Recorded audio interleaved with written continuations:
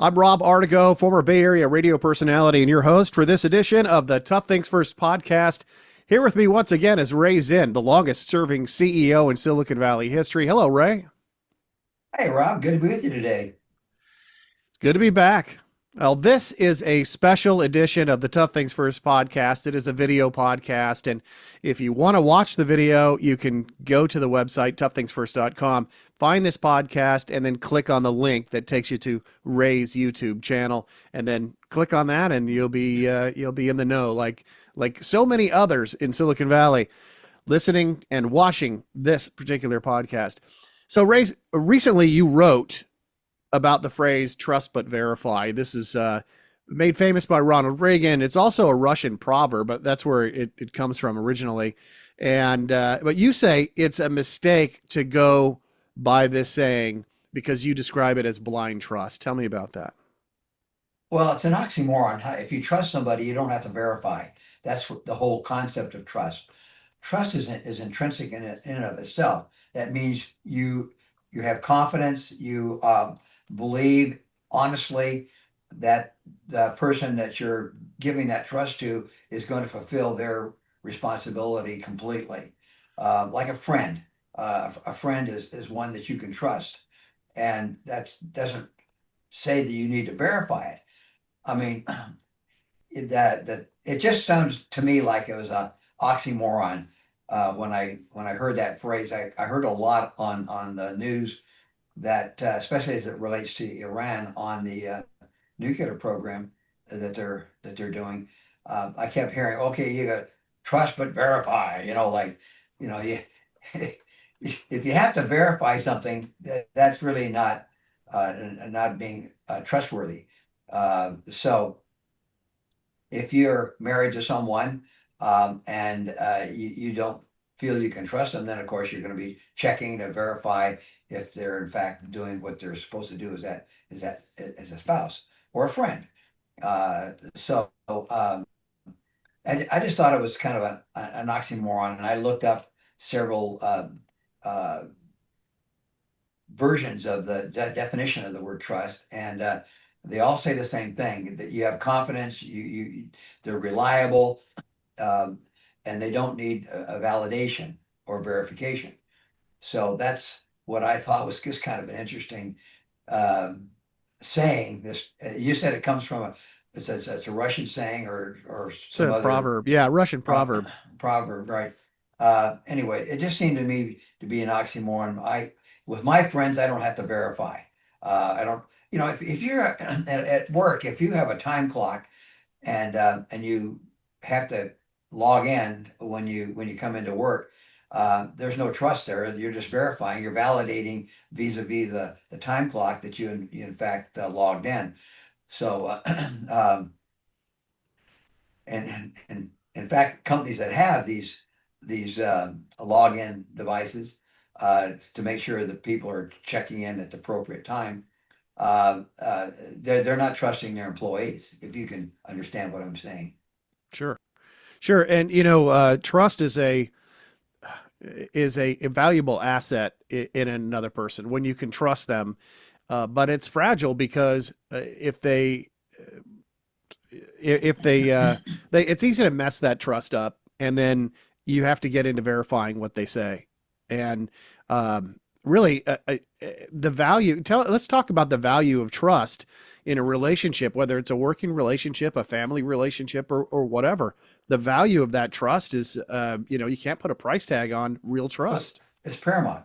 It's absolutely paramount. I mean, when you have a relationship that's built on trust, whether it be like when I hop on an airplane, I trust that the pilot is gonna do a good job. That mean that all the appropriate boxes were checked as far as his certifications and so forth. Or if I go to a doctor and have my some surgical procedure done, I have to trust that he'll do it correctly. So how do you verify it? Well, if you're still alive after the anesthetic wears off, I guess you validated that person knew what he was doing. If you don't wake up, obviously, then whether you've lost that trust or not won't matter. So uh, we have to trust a lot of people. We trust people that we do business with. We trust people that we rely on to work physically. If they're a doctor if they're airline pilot, or if they're a lawyer or whatever, or a school teacher.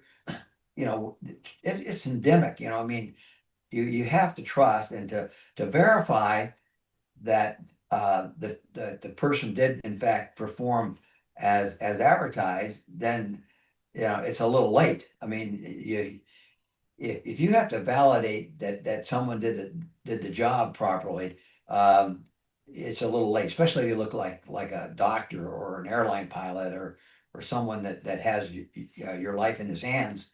That's the ultimate trust. And so in the case of Iran and this nuclear program that they have, trusting that they're going to stop um, you know doing high grade um, uh, energy, or high grade nuclear power, it's a little late, because now they already have it, and now you're stuck with that issue.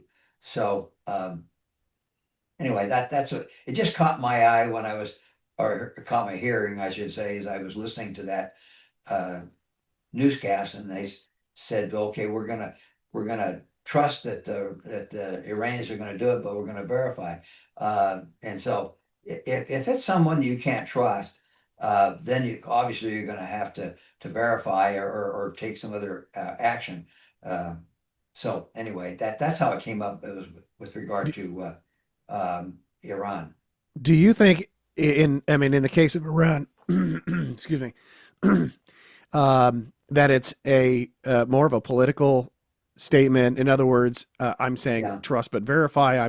I'm making an overture of trust, which doesn't really exist because I am going to verify because I really don't trust. exactly. That's it. I mean, that's the whole purpose of having someone there validating whether or not that they're abiding by the agreement. There's no trust there. You're just gonna uh, check and make sure they're doing what they're going to be doing. I think it's an oxymoron kind of a phrase, trust but verify. It doesn't match the definition of the word trust.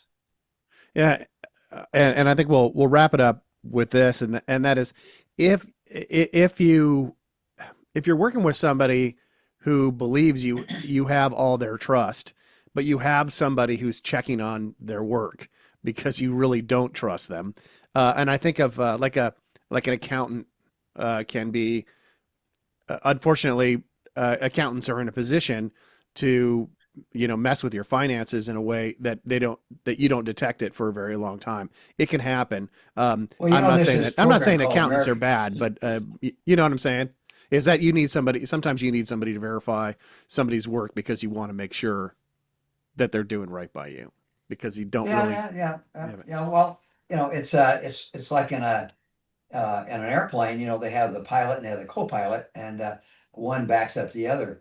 But that's not verifying. That's just safety. I mean, it's like putting on safety glasses. You're protecting your eyes from being damaged by something. So, there are duplications, like airplanes having two engines instead of one, or two propellers instead of one, or whatever, or two batteries instead of one. There's always backup, but that's not verification. That's just validate. That's just safety of just having multiple ways to protect yourself. So that's different than trust but verify. So Yeah, anyway, that it's but just there's a pro prudent to have some redundant systems uh, exactly. to That's a protect good yourself. point. And sometimes it's just logical sense, and then nobody's offended by that because they know that that's just the way it works. And Well, it's on also, this program, yeah, called American Greed. It's a reality show or something. Anyway, not a reality. It's um, a what do I want to call it? they do reenactments. Yeah, they Right, do like they, reenact it, reenactment. yeah, And yeah, and what people do is they put, when you invest in a particular company, you're putting that trust that they're gonna do what they're supposed to do on American Greed, it's all about people that you trusted that screwed you. You know Hmm. that took your money and did you in, as you would. Yeah. And that's the problem with, as we're talking about, with Iran and the nuclear program, is that we say, well, okay, you're going to shut down your centrifuges and but we're going to have somebody come by and check. you know, well, Yeah. they can agree to shut down their centrifuges, but we're going to verify if they did or not. That's not trust, though. Yeah. That's the whole purpose of this podcast. That's not being trustworthy. Hmm. Well, Ray, the listeners can join the conversation at toughthingsfirst.com. Your questions, your comments are always welcome at Tough Things First. Also, follow Ray on X and Facebook and LinkedIn. And of course, pick up Ray's books, Tough Things First.